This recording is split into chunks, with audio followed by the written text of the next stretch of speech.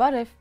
2 միլիարդ կադր վայրկյանում հենց այսպիսի աներևակայելի արագությամբ է նկարում ինժեներ Բրայան Հայդեթի ստեղծած տեսախցիկը։ Աշխատելով նման արագությամբ տեսախցիկը կարողանում է նկարել անգամ լույսի շարժումը, այն ինչ սովորական աչքի համար տեղի է ունենում ակնթարթորեն կարելի է բառացի տեսնել։ Համեմատության համար սովորական տեսախցիկները նկարում են վայրկյանում 30-ից 60 կադր արագությամբ, սմարթֆոնները slow-mo ռեժիմում վայրկյանում մոտ 960 կադր արագությամբ, սակայն այստեղ խոսքը միլիարդների մասին է։ Մասշտաբները հասկանալու համար լույսը 1 նանովայրկյան, այսինքն վայրկյանի 1 միլիարդերորդ մասում անցնում է մոտ 30 սանտիմետր։ Ոչ մի մարդկային աչք, ոչ մի ստանդարտ տեսախցիկ չի կարող որսալ այդ շարժումը, սակայն Հայդեթը հորինել է ֆիզիկայի ու տեխնոլոգիաների սահմանափակումները հաղթահարելու միջոցը։ Ամեն ինչ սկսվել է ավտոտնակում, պայմաններում, որոնք պիտանի են միայն ավտոմեքենան վերանորոգելու համար, նա հավաքել է համակարգ, որը կարող է մրցակցել միլիոնավոր դոլարներ արժեքով լաբորատոր սարքավորումների հետ։ Հազարավոր սենսորներով հսկայական մատրիցայի փոխարեն նա օգտագործել է բարձր զգայունության մեկ սենսոր եւ հայելիների խորամանկ համակարգ։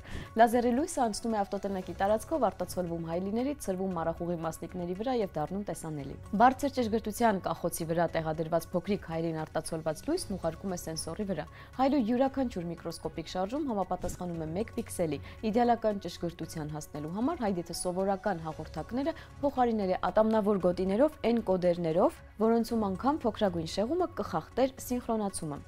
Ապա գործի է անցնում էլեկտրոնիկան։ Ֆոտոբազմապատկիչի ազդանշանը համառանցք մալուխով հասնում է օսցիլոսկոպի մոտ, որն էլ կարդում է տվյալները վայրկյանում 2 միլիարդ անգամ։ Ինժեները հորինել է ինչպես 1 մալուխով փոխանցել սինխրոն ազդանշանն ու տվյալների հիմնական հոսքը, դրանք բաժանելով ժամանակի մեջ։ Այս ամենից հետո հատուկ ծրագիրը խճանկարի նման հավաքում է տվյալները, ձևավորելով կադրը կադրի հետևից, մինչև կստեղծվի ամբողջական տեսանյութ։ Արդյունքում օպտիկան, մեխանիկան եւ սոֆտն աշխատում են ինչպես միասնական համակարգ, թույլ տալով տեսնել աշխարհը, որում լույսը շարժվում է ոչ թե ակնթարթորեն, այլ նկատելի դանդաղ։ Ստացված տեսանյութերում կարելի է տեսնել ինչպես է լույսի ճառագայթը դուրս գալիս լազերային սարքից, արտացոլվում, ցրվում եւ տեսախցիկի դիրքից կախված թվում կամ սողացող կամ գրեթե ակնթարթային։ Դա սխալ չէ, ուղղակի տեսախցիկին մոտ մառախուղի մասնիկները լույսն ավելի արագ են տալիս, քան հեռավորները։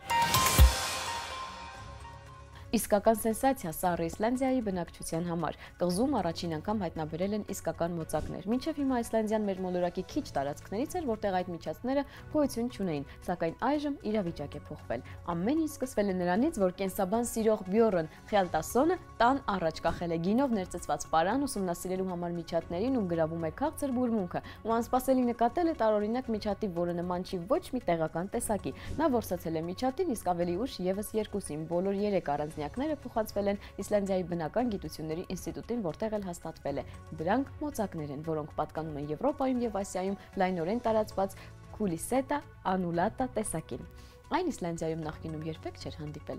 Հայտնաբերված առանձնյակներից երկուսը էգ են, մեկը արուսա, նշանակում է, որ տեղական պոպուլյացիայի ձևավորման շանսը շատ ավելի բարձր է, ու գլխավորը կլիման արդեն նույնպես դրան նպաստում է։ Նախկինում Իսլանդիայի ցուրտ եւ անկայուն ձմեռները ոչ մի շանս չէին թողնում մոծակներին։ Անընդհատ անցումները ցրտահարությունների, տաքացումների վնասում էին միջատների կենսացիկլերը, ձվերն ու թրթուրները ոչնչանում էին, իսկ հասուն առանձնյակները օդային բարձրանում վատ եղանակային պայմաններում ու նույնպես զոհվում։ Սակայն հիմա կլիմայի փոփոխության պատճառով պայմաններն այլ են։ Միջին ձմեռային ջերմաստիճաններն ավելի մեղմ են, կայուն տաք ժամանակահատվածն էլ երկարել է։ Կոնկրետ այս տեսակի մոծակների համար, որոնք բավականին ցրտադիմացկուն են ու որոնք կարող են ձմեռել նկուղներում ու ցախանոցներում, իդեալական պայմաններ են։ Գիտնականները ենթադրում են, որ կղզում կարող է առաջանալ Իսլանդիայի պատմության մեջ մոծակների առաջին կայուն պոպուլյացիան։ Առայժմ նրանք քիչ են, բայց ամեն ինչ հուշում է, որ այս անգամ մոծակները լուրջ են տրամադրված։ Այդուհանդերձ Իսլանդիան մինչև մոծակները ուներ արժանախում միջատների սեփական հավաքածուն։ Այստեղ վաղուց ապրում են մժեղների տեսակներ, իսկ վերջին տարիներին տարածվել են նաև մժղուկները, փոքրիկ, բայց բավականին համառ երեքթևանիներ, որոնց խայթոցն առաջացնում է ուժեղ քոր եւ ալերգիկ ռեակցիաներ։ Հիմա էլ նրանց են միացել մոծակները։ Սա եւս մեկ ակնհայտ օրինակ է, թե ինչպես է գլոբալ տաքացումը փոխում մոլորակի անգամ ամենացուրտ անկյունները։